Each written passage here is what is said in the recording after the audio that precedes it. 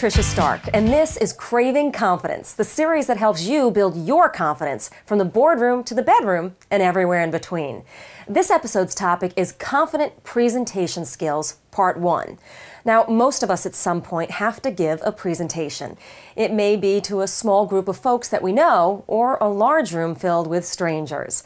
And the majority of people, not just you, aren't very comfortable in either situation. After all, it's not something that we do every day.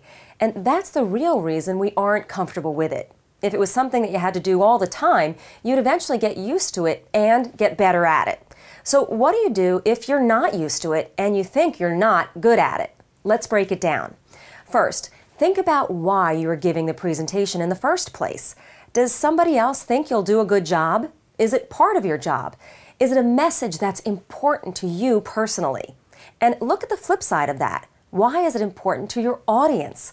I think the first thing that most folks think to themselves is, what if I screw up? What if I sound silly? What if I lose my place or my heart pounds and my mouth gets dry? What if, I.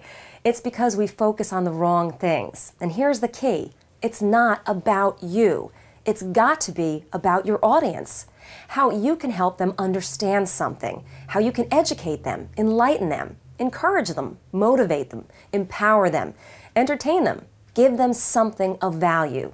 You've got to take the focus off yourself and focus on being of service to your audience. A successful presenter has no time to think about screwing up. They're too busy trying to think of ways to help their audience succeed and learn. You could get up there and give a flawless speech, but if the audience doesn't leave with something of value, they won't think it was a very good presentation at all.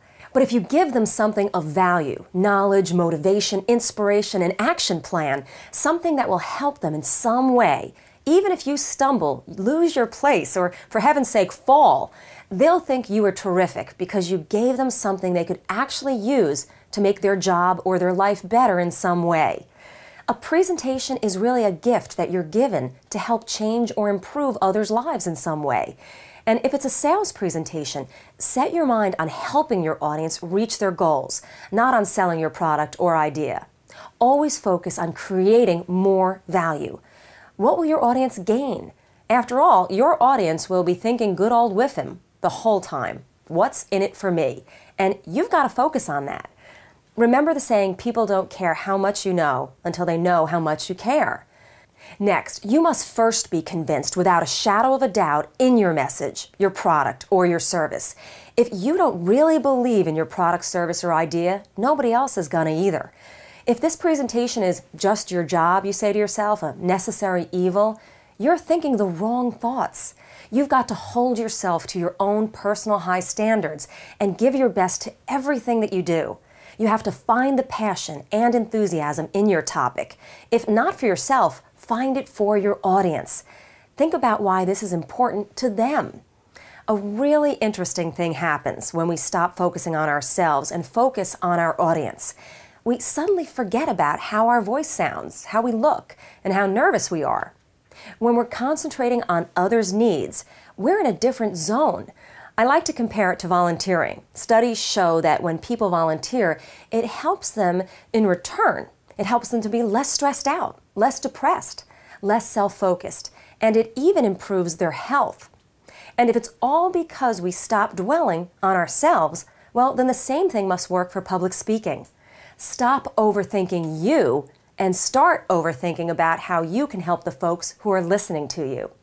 And you've got to visualize this all ahead of time.